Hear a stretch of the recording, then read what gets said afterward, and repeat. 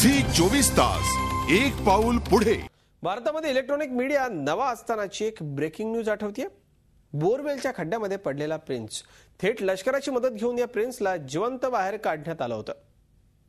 त्याला जिवंत बाहेर काढण्यात आलं आणि सगळ्या देशाचा जीव भांड्यात पडला होता। या घटनेला आता 7 वर्ष उलटून गेली आहे। 7 वर्षांनंतर झी मीडिया पोहोचला प्रिन्सच्या गावी।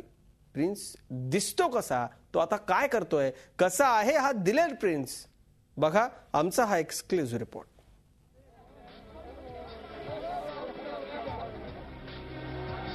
आठवतायत ही दृश्य? तब्बल 60 तास मृत्यूशी चाललेली झुंज जिंकणारा प्रिन्स, सगळ्या देशाला प्रार्थना करायला लावणारा प्रिन्स। आता हा प्रिन्स दिसतो तरी कसा, तो कुठे, कोणत्या स्थितीत राहतोय तो, या प्रश्नांची उत्तरं शोधण्यासाठी आम्ही पोहोचलो त्याच्या गावात। आम्हाला जे दिसलं ते धक्कादायक होतं।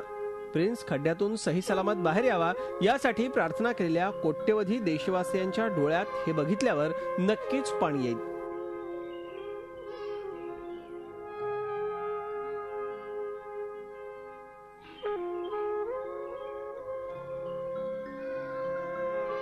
देशातला सर्वात शूर मुलगा म्हणून याचं कौतुक झालं होतं।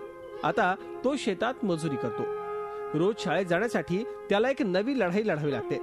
त्याचा युनिफॉर्म फाटलाय, धड बूट नाहीत, पण त्याची इच्छाशक्ती अतूट आहे।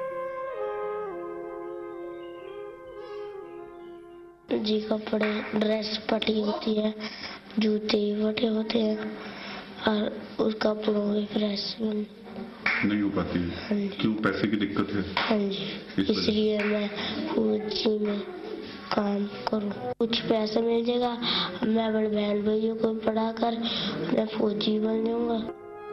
त्याची ही अवस्था झी मीडियाच्या माध्यमातून काँग्रेस खासदार गिरिजा व्यास यांच्यापर्यंत पोहोचली।